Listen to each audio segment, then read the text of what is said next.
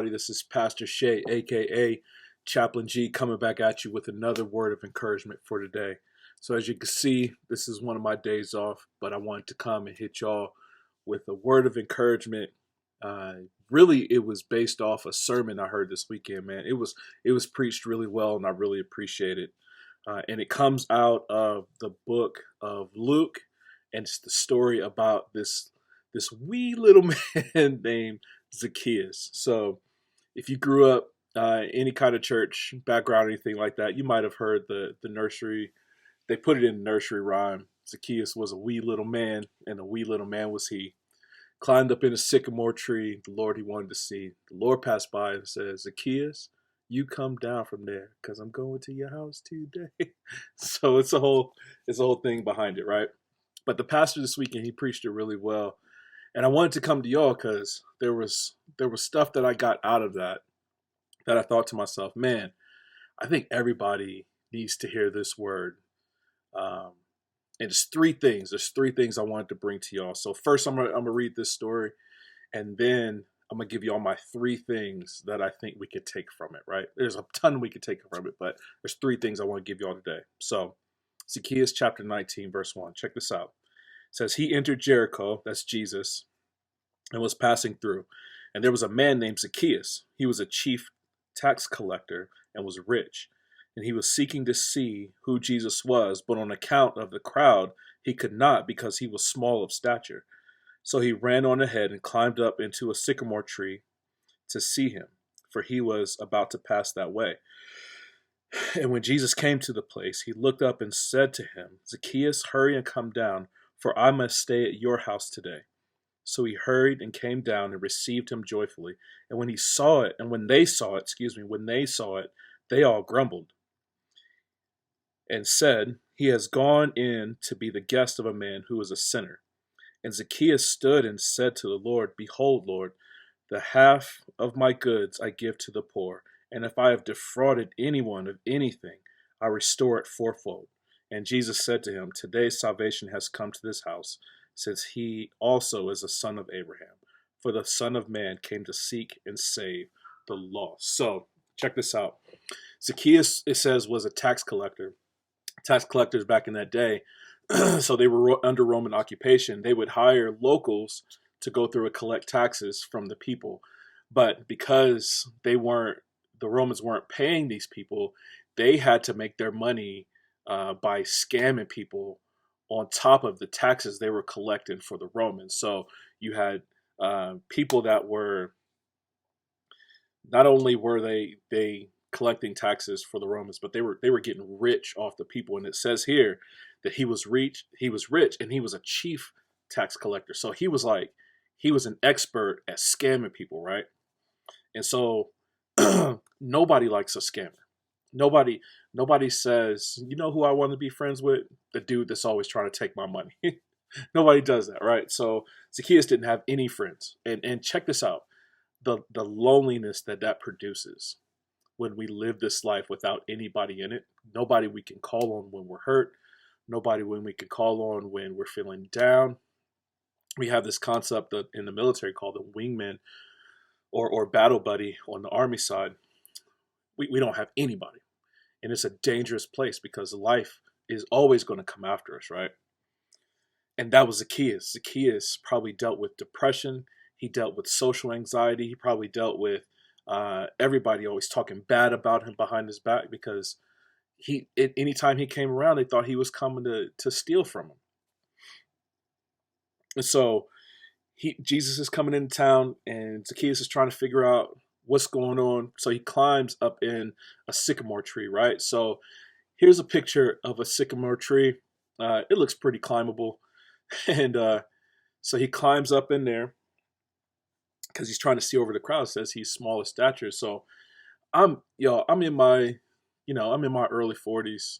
I don't know when's the last time y'all tried to climb a tree, but it ain't as cool as it used to be when we were in our teenage and younger years. You know what I mean? Like trying to scramble up and get a good position, and it's uncomfortable. Maybe you try to sit down and it hurts your backside. So it's not And imagine if you are a person that's already short of stature, so like you're calling attention to one of your disabilities, and I just imagine this shame that's over Zacchaeus, and he's struggling with all this stuff, right? So Jesus passes by and says, "Yo, Zacchaeus, I need you to come down because I'm going to hang out at your house." And so the people that saw it, there's some in the crowd that were there, whether they were just normal people that was sitting around, or if they were the religious leaders. Either way, the crowd, they hated Jesus for this, because they're like, why would you want to hang out with the scammer? And fill in the blank for the people that you're like, why would you want to go hang out with the alcoholics? Why would you want to go hang out with the drug addicts? Why would you want to go hang out with the extorters or the people that don't treat their people right? Why would you intentionally go hang out with them?